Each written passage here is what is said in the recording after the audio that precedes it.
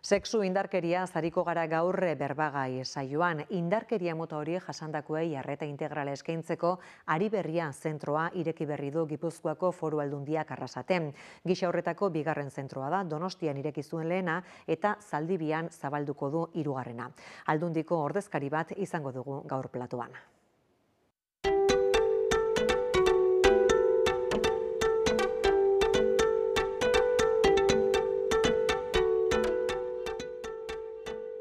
Belen Larrion, haurren babeseko, gizarte inklusioko eta emakumeen aurkako indarkeria matxistaren arretako zuzendari nagusia Gipuzkoako Foru Aldundian.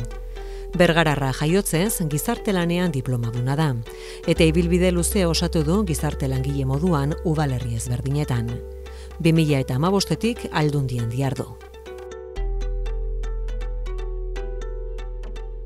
Belen Larrion, kaixo eta ongi etorri. Kaixo. Nola ulertu behar dugu sexu indarkeria? Askotarikoa izan daiteke, ez da? Bai, sexu indarkeria edozein testu inguruan eman daiteke. Ez da zertan izan behar bakarrik fizikoki, normalian gure buruan lotzen dugu indarkeri fiziko batekin, ez? Izan daiteke ere psikologikoa, izan daiteke digitala, bai? Eta nolabait esan dezakeguna da sexu askatasunaren eta duintasunaren aurkako ekintza badala. Bai? Hola laburtuko nuke sexu indarkeria zer dan. Definizio zehazken hori izan baiteke ere aipatu duzu, ez da? Era ezberdinetara egin daitekeen zerbait da. Horren arabera ere, ezberdina da hori jasandako pertsonek behar izan dezaketen arreta, osasun arreta, psikologikoa, orientazioa, aholkularitza juridikoa, zein behar izan ditzakete biktimek? Bai, esan dugun bezala testu inguru diferentetan ematen da, eta guk behintzat, gure zerbitzutik ematen duguna da arreta integral hori, ez? Bai, nik uste dut eskarmentutik etorrita, badakigu horrelako egoreetan, behar izaten dela arreta desberdina, bai? Segun eta nola izan dan, bai? Ez da iguala momentu batekoa izatea agresio bat, puntuala edo urteetan jasandako indarkeri bat, sexu indarkeri bat. Orduan, edozein edo nolata ere izan da, arreta psikosoziala, arreta juridikoa, orientazio on bat, informazioa, guzti hori importantea dela esango genuke. Eta esango nuke be, aspalditik gatozelaia zerbitzuekin, horrelako zerbitzuekin, ematen indarkeri matxista orokor baten. Gaur egun eta gaur elkarrizketa honetan sexu indarkeriari buruz ari gara hizketan, eta hortan Ari Berria dakagu zerbitzu berri bat, ez? Hori da, ez da, Ari Berria zentroetako bat, da injustu ere Arrasaten ireki berri duzuena, eta bertan eskaintzen duzuena zerbitzu integrala. Bai, bai. Ari Berriako zentroa, zabaldu zen joan den uztailan, oraindik ez dugu urtebete egin, baina uztailan zabaldu zen Donostian, Donostian dago zentro nagusia edo, eta han behineko lokal batean zabaldu zen uztailan, eta gero ja azaroan pasazan Gros auzora, eta han dago ja behin betiko zentroa, ez? Zentro honek ematen duna, eta Arrasatekoa baita ere, da gune abegitsua, nun hartatu eta nun jaso biktima modu abegikorra baten. Eta hortarako nola diseinatu den lokala importante izan da. Ze momentu hori, krisi momentu horretan, nun hartatzen dezun eta ze baldintzetan hartatzen dezun, garbi genuen importantea zala zaintzea. Eta hori zaindu dugu asko. Sexu indarkeriaren biktimak askotarikoak izan daitezke, baino emakumeei, zehazki 16 urtetik gorako emakumeei zuzendutako zerbitzua da. Zein da horren arrazoia? Beno, esan dut bezala, lehendik ere sexu indarkeria hartatzen zen, eta badazkagu zerbitzu diferente kortarako, baino egia dabe 2022an, uste dut izan zala, lege berri bat, hortik aurrera lege berri bat sortu zen, edo publikatu zen, hain zuzen, bai soilik bai da edo, esaten dana, izen guztiarekin ez naiz gogoratzen, baina da lege bat nun bermatzen dan, sexuaren askatasuna, bai? Eta lege horren baitan dago artikulu bat, esango nuke 35. dala edo, nun esaten doitun ze motako zerbitzuak eman behar dian edo bermatu behar dian. Besteak beste, krisi zentro batzuk, ez? Eta legek esaten duna da, erkidego guztietan eta hain zuzen probintzi guztietan horrelako zentru bat egon behar dela. Aipatzen ditube beste zerbitzu batzuk, eta Euskadin aspaldik ditugu zerbitzu horiek, ez dut ezan, baina legea estatala da, eta horren baitan, funts europear baten bidez, diru bat bideratu zen ministerietik, berdintasun ministerietik, eta diru horrekin, komunidadek edo erkidegok eta probintzi guztik, erosi, egokitu egin dugu lokalak edo zentruak. Gero, zerbitzua berak eman behar dugu, nola ez, kasu honetan Foru Aldundiak, ez? Orduan, guretzako izan da, aukera bat, eukitzeko, lehen esaten una, ez? Egune bat, esparru bat, nun modu abegikorra, ez? Hartatzea emakumeek. Hortan, esango nuke aurrera pauso handia eman degula zentro hauekin, bai?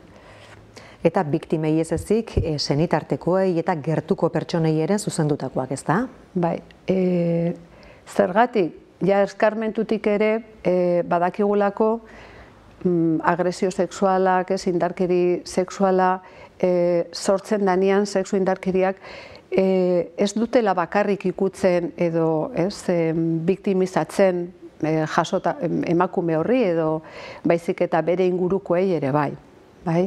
Izan familiarak, izan lagunak, ez? Orduan, hori oso kontutan hartzen dugu eta hoiei ere eskaintzen diogu arreta hori. Aipatu duzu behin da berriz eskarmentua eta egia da baita ere eskaintzen duzuela zerbitzu integral hori beti ere Gipuzkoako gizarte larrialdien koordinaziorako foru zerbitzuarekin, ez da? Ze aukera ematen ditu bi zerbitzuen arteko sinergiak? Bai, gizarte larrialdetako zerbitzuak da zerbitzu bat oso aspaldikoa, esango nuke 20 urte edo gehiago daramala Gipuzkoan barrenian lan egiten, eta batez be indarkeri matxista hartatu izan ditu, ez?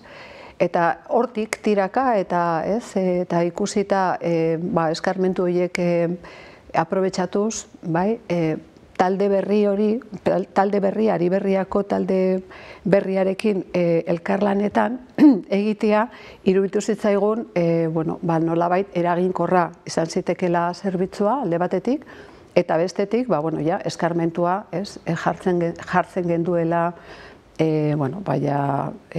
emakumeen eskura, ez?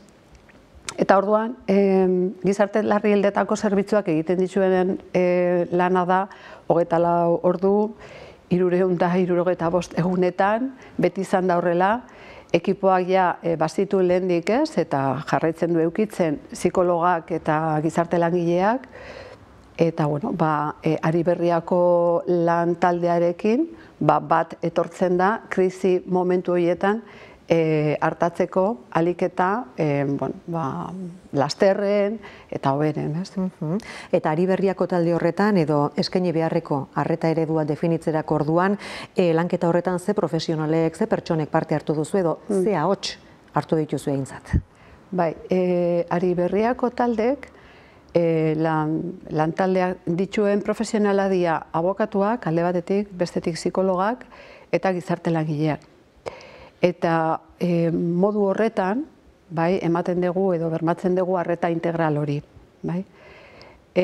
Importantea da ere esatia, hasi baino lehen, egin genuena izan zen beste sistemekin ere hitz egin, emakundek egin zuen foru aldundekin batera, protokolo bat, krisi zentro hauek zabaltzerakoan, eta protokolo hietatik pixka lurreratzen, gure lurraldetan, eta beste sistemekin eizketan, bai poliziek, ertzainek, epaitegietan, ospitaletan, guztietan badakite eta ari berriaren zerbitzuaren berri badakite zer dan eta zertarako gauden, eta horrek ere pixka bat arindu egiten digu eta lagundu egiten digu gure lan honetan.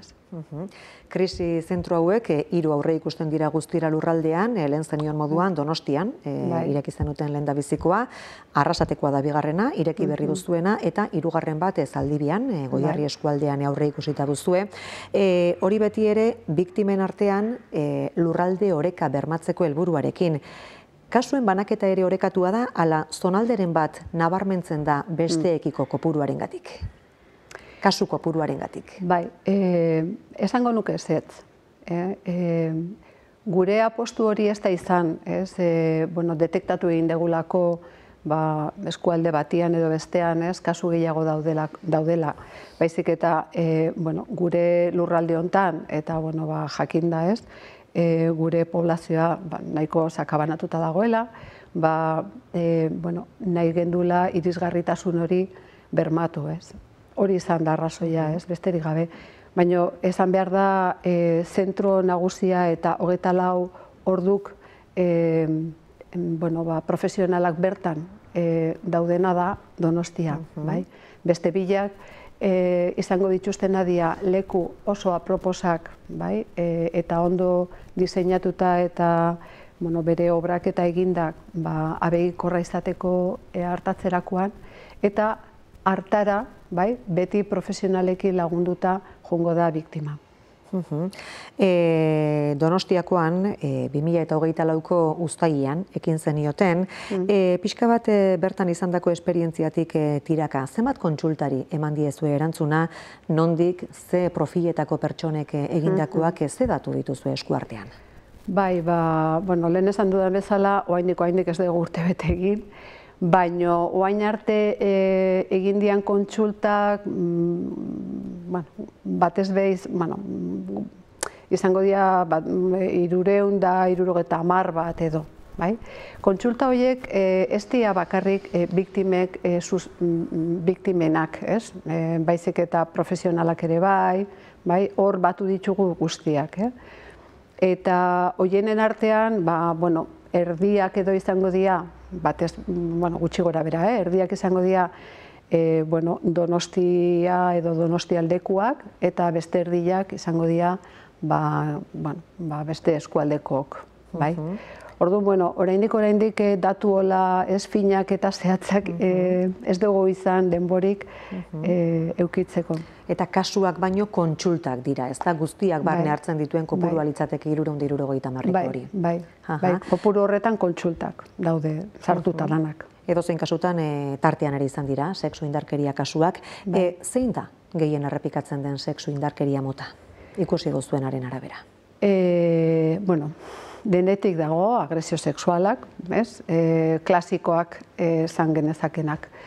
Baina baita ere, ari berriak zerbitzuak, ez dakit esan dugun ala ez, baina bestela esaten dugu, ez da bakarrik gaur egun edo orainean jasotako edo pairatutako indarkeria atenditzen duna, baizik eta iraganean ere jasotakoai ere bai. Orduan, hor beti animatzen dugu ere emakumeek, baina igualedadekok edo bere gaztetasunean edo bere bizitzan zehar jasotako sexu indarkeri hauek salatzea. konsulta egitea, arreta hori eukitzea. Eta pixka bat ari horietatik tira, ari berria izenak hortik dator, bai ikusi deguna da emakumeek, ja edade batekin, esaten digutena da bere aurrak zienian, bere infantzin, jaso izan dutela, abusoak, sexu indarkerik. Eta, guretzako pozgarria da, gaur egun, eukitzea alako zentro bat, non naizta edade bat euki, eta hori zure iraganeko zerbait izan, eukitzea, espazio bat eta zerbitzu bat, nun hori kontatu eta nun hori erreparatu nolabait, ez.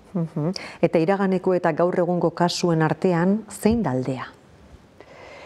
Nik esango nuke aldea dala, nola gaur egun eta hasieran esaten gendula, sexu indarkeria digitalki, sare sozialetik, internetetik, nola pornografia, sare horietan ere oso zabalduta dagoen, eta ze konfusioa dagoen mundu horietan, zer dan, sexu indarkeria eta zer ez da. Eta esango nuke hori, irisgarritasun hori. Lehen etxe ona eta gaur egun bada ona. Bestela, zer dan eta zer ez da, lehen igual etzan izendatzen, etzan esaten zer zan, baina bazan, eta gaur egun ere bai, hor aldaketak ez dira egon. Baina bai nola iristen dan, eta ze askartasunakin eta nola ze zirrikituk dituen lehen ez zituztenak. Eta indarkeria digital hori batez ere gazteek pairatzen dute? Edo ez da? Ez da kasua, bai. Horien artean gertatzen da nagusiki. Teknologia, batez be gazteek konsumitzen dituzte, ez bakarrik, baina gehien bat bai. Hain just ere, Debagoienean bada, Gerreras izeneko elkarte bat, indarkeria matxistari bizirautea lortu zuten emakume talde batek 2019 urtean sortutakoa, eta eurengana jotzen dutenak gero eta gehiago emakume gazteak dira. Hori bere ikusten duzue, zuek dituzuen datuetan?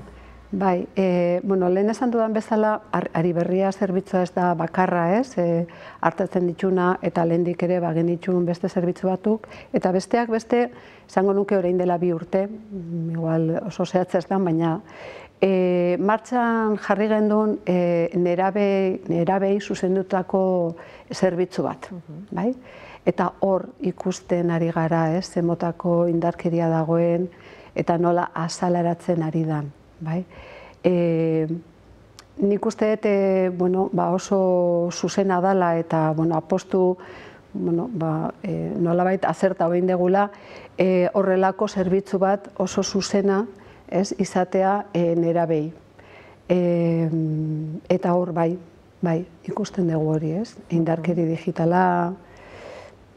Eta baita ze konfusioa dagoen, zer dan indarkeria, zer ez dan, eta sexu harremanetan ere, zer dan benetan nahi duguna eta zer ez dana.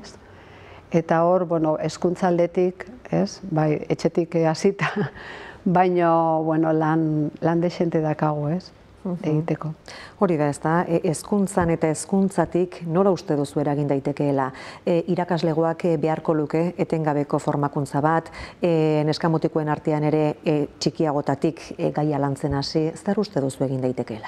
Denetik egin behar da, Gizarte bezala aurrera pausa handiak eman ditugu, sensibilizazio askoz gehiago dakagu, kontzientzia gehiago, lehen esan nuen bezala, lehen etzan izendatzen, ez genuen izena jartzen, hainbat sexu indarkeriei, gainera batzutan hasta errudunak, sentitzen ginen,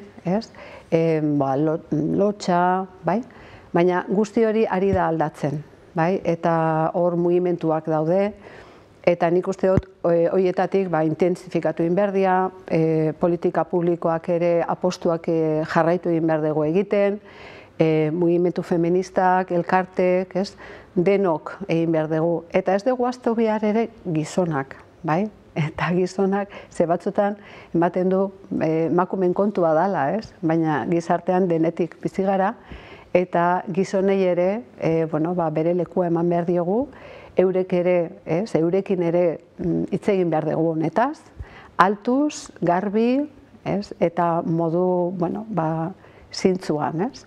Hori da ez da, nola iruditzen zaizu, inplikatu alditugula honetan gehiago gizonezkoak nola eragin dezakegula eurengan?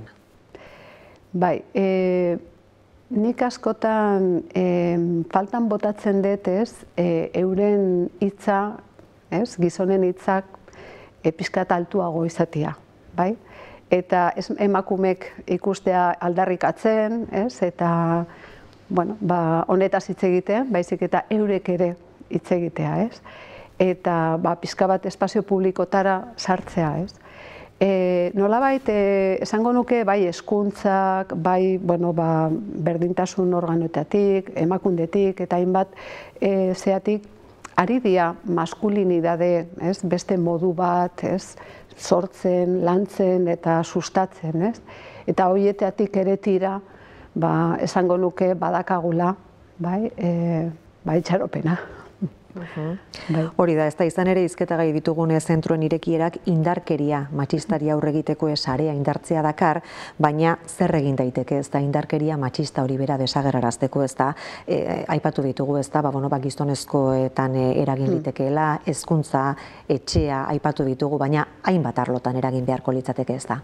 Bai, zeatik, orain dela pare bat urte edo, Foru Aldunditik gu sortu gendun mahai bat, koordinatzeko arreta. Ikusten genduela, sistema judizialetik, osasun sistematik, hainbat sistematetik, gu bakoitza bere kabuz ari ginela, eta ez genion behar dan bezala arreta hori ematen, Eta mai horretan, koordinatzeko lurralde mai horretan, gure artean ere hitz egitea, eta benetan erdigunean jartzea emakumeak asko ari zaigula laguntzen, gure politika publikoak ere indartzeko, hobetzeko, eta nolabait askotan esaten dugun hori egi bihurtzeko, Eta erakunde publikoek eta gizartetik sortutako mugimenduek elkarrengandik gertuago beharko lukete? Bai.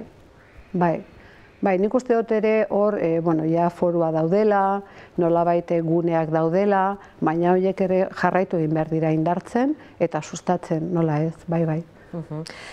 Salaketei buruz ere galdetu nahi nizuke, izan ere salaketak egon gehiago daude, baina zein da horren arrazoia? Erasoak gehitzen ari direlako da, ala emakumeak ez daudelako prest, lehen jasaten zituzten hainbat gauza jasateko, erantzun gehiago dagoelako, zein da pixka bat horren arrazoia? Salaketa gehiago dago, bai, noski, emakume gehiago daude, bere egoera azaleratzen dituztenak eta mai gaineratzen dituztenak, eta horiek dakar salaketa gehiago, baina ez nuke esango emakume guztik salaketa jartzen dutenik, bai? Eta ez dute zertan jarri behar ere.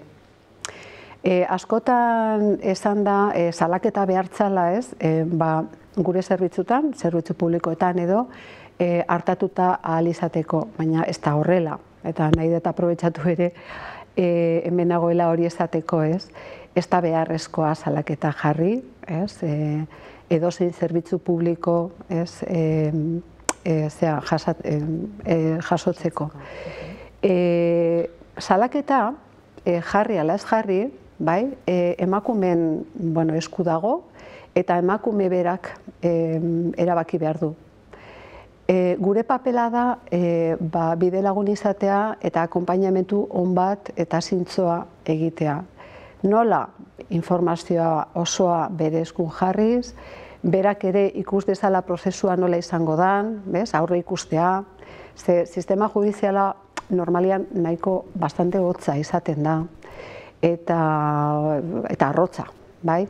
Eta orduan, guzti hori, aurre ikusi, nola izango dian, pausoak, bere egoera konkretuaren inguruan ere informazio zehatza eman, bere egoera konkretutik ere tiraka ze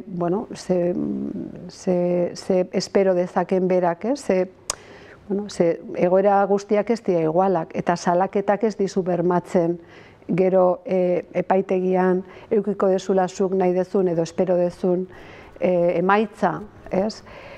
Gero, segun eta zeinentzako, juzgado batera sartzea, oso, pizka bat berriro, bizi izatea, bizidun, lehen bizidan hori, eta gainera, pasatzen dira hilabeteak, luze izaten da, ez da izaten ona. Beste emakume batzuentzakoen kanbio izaten da justo kontrakoa, aldiz esaten dute, beitu, nik hor nire ahalduntze prozesuan, pizka bat lagundu egiten dit. Segun eta nola bizitzen duen emakumeak, salaketa eta prozesu judizialak, jakin egin behar du ere, segurtasun neurriak, hainbat gauzak izan ditzazken, ala ez. Orduan nik uste dute gure papela da informazio zehatza, zuzena, eta ona ematea, gero berak erabakia hartzeko, ez? Baina egia da salaketak jaso, handitu egin diela. Baina zuk zenion moduan guztiak ez dira, ez da pauso ematera animatzen, arrazoi ezberdinak tarteko, emakumeak kasu hauetan beti jarri behar da erdigunean, bereziki emakumea da, babestu behar dena, aintzat hartu behar dena, baina hortik harago, zertarako izan daiteke lagungarri halako kasu baten aurrean salaketa ipintzea? Eskubideak, ez? Hoiek dituen eskubide hoiek eskuratzeko edo jasotzeko. Publikoki, edo gizarte bezala ikusiko bagendun, ez emakumen ikuspuntutik, baizik eta gizarte bezalak ikusteko horiek existitzen diela, ez? Eta epaitegietan sartzen baldin badia, bestela gelditzen dira beste arlotan, bai?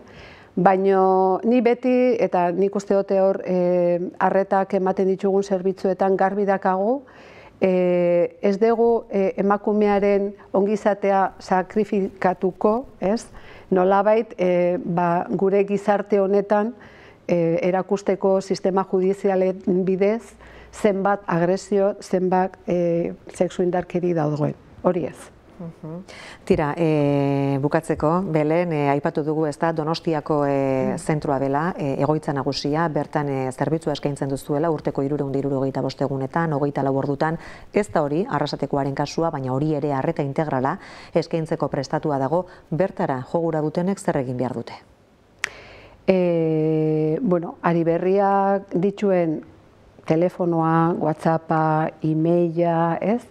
Webgunea, eta guzti horietatik tira, deitu, harremanetan jarri. Hitzordu hartu behar da.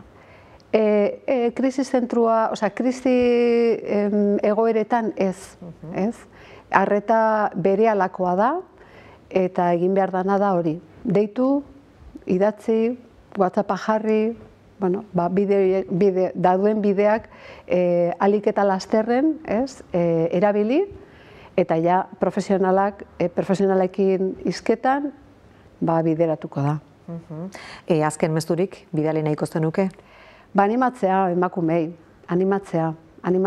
Bai iraganean sufritutako edo batzutan zalantza dago, ez? Nik egoera hartan sexu indarkeria jaso nun, ez? Ez dakit oso ondo zertzan, baina oso eroso ez nintzen sentitu, eta bueltak ditut, hoiekin, animatzea, kontsultak egitea eta erabiltzea zerbitzua.